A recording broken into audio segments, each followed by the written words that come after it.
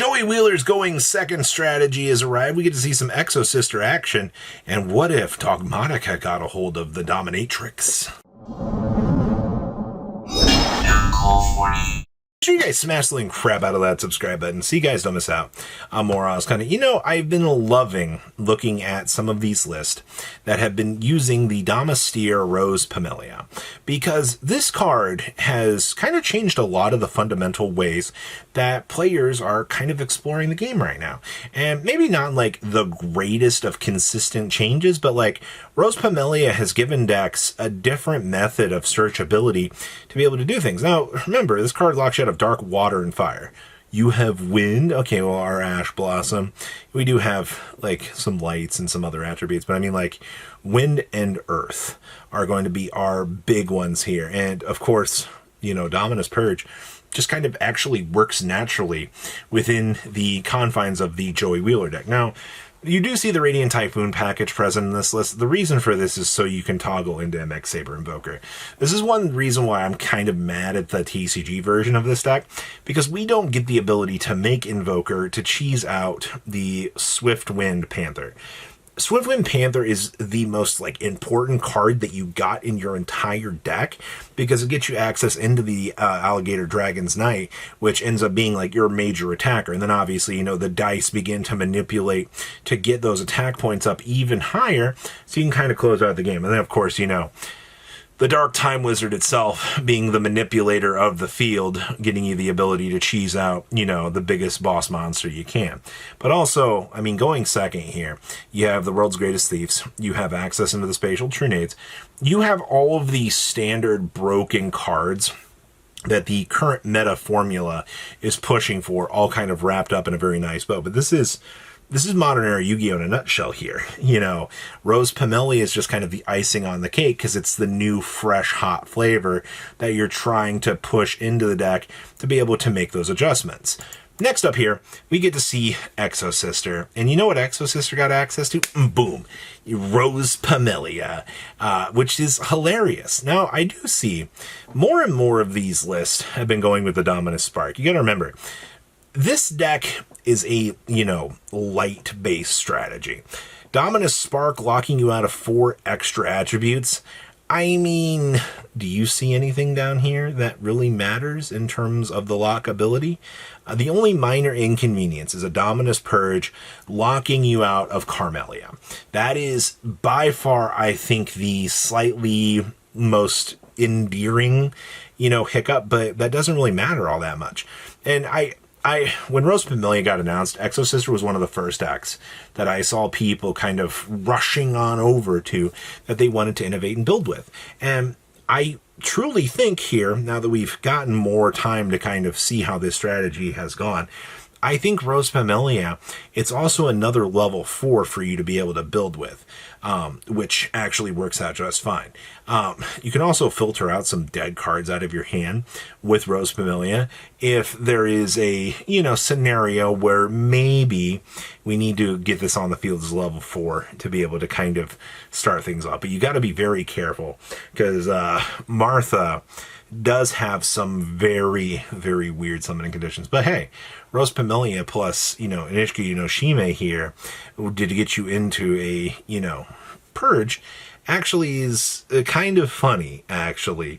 It's things like that that I don't think people really think about, You still have a natural extender built into the deck to make it so that, your Martha can still kind of trigger. You got to circumvent it a little bit to make it feel a little bit more rewarding. But hey, free purge, I guess. Next up here, this is another case of what. So this whole video is just like, how has Rose Pamelia impacted some of these decks?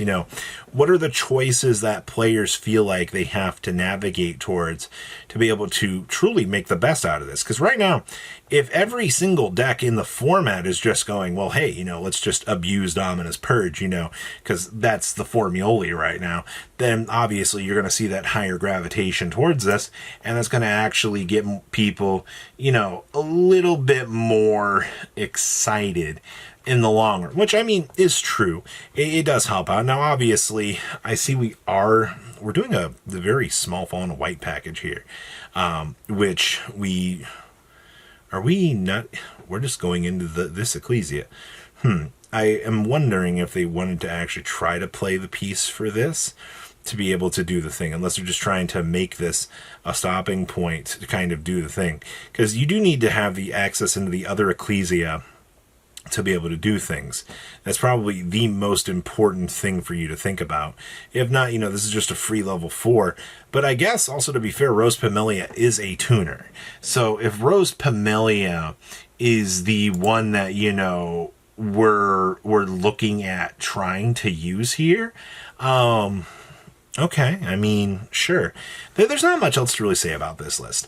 I think there's a little bit more optimization that could happen with this, but the fact that Rose Pamelia is covering so much ground, just to being a tuner monster, to just, also being a spellcaster, unfortunately, it doesn't equal its own defense, which I think they designed that on purpose.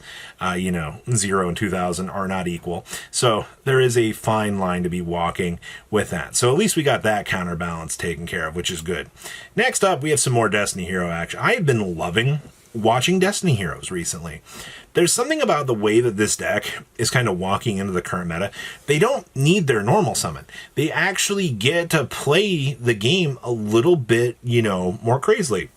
And having the world's greatest thief be a tool that you can just go ahead and deploy and be hand trap protected, I can't help but feel that that's a little bit broken on some aspects of things. Now, obviously, you're still choosing to play Destiny Heroes, all right? Your combo play lines are still going to be the same.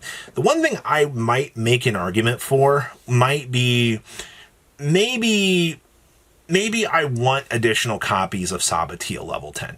I feel like Sabatil level 10 is a card that you want to maximize as a 3 of in this deck, just to make sure that you're going to be getting into Fusion Destiny, or Instant Fusion for that matter.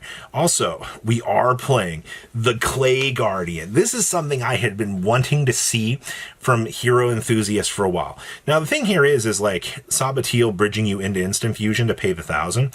On special summon, this special summons an elemental hero monster from the deck. Now, do we even have an elemental? Yeah, we do. Okay, we are playing Stratos. Okay, so this is going to bridge you into Stratos. Stratos will still get you into a key search, but the thing is, you've now put 2 bodies on the field. So now, getting access into Cross Crusader for a, level 10 reveal off of the Clay Guardian, pivoting you into this, getting you a search, that just feels really, really strong. And quite honestly, I like that level of additional power with this strategy, because it helps make the deck more consistent. That's exactly what we wanted to see. Your deck needs to have maximum consistency to really get into those big numbers, and I think this deck can do it. Next up here, we have Sky Striker. Yes, we finally get to see Ultimate Sky having play in here. Now, you're already playing a going second Sky Striker deck, all right? Your goal is to be able to go second and plow through as much BS as you can. And obviously, you know what's going to happen with Ultimate Sky? Hey, your opponent's going to have more cards than you. So you're going to have to pay those increments of 800 life points to just blank through your opponent's entire field. Congratulations, Ultimate Sky has now effectively resolved. Or if you feel like it, if your opponent activates a monster effect in the hand or graveyard, we can blank that effect. That means no hand traps whatsoever. I too love activating Engage and getting Ash Blossom and Joyous Spring. Ultimate Sky says, no, we're not dealing with that. Ultimate Sky will go ahead and protect you, and guess what? It's going to put an additional spell card in the graveyard for Sky Striker to be able to generate that advantage. That is silly dumb. I think this card was specifically made for Sky Striker in terms of the design space that they were pushing here, because that just seems like a very Sky Striker-esque card. Also, only 1 Luminous Gate I think is fine. You still have the standard crowns in here. The only thing I don't like is 2 Desires with 1 Rose. That is always going to be a very conflicting opinion of mine, because you want maximum results, all right? Like, unfortunately, you kind of have to play extra copies of these just to get the best value so it doesn't conflict with this. But OCG wants to play just one, so it feels a little bit rough. But what do you guys think about everything here? Please, leave a second to leave a comment down below, tell me what you guys think, and I'll see your beautiful faces back. Later in the day, guys. Patrons! Thank you.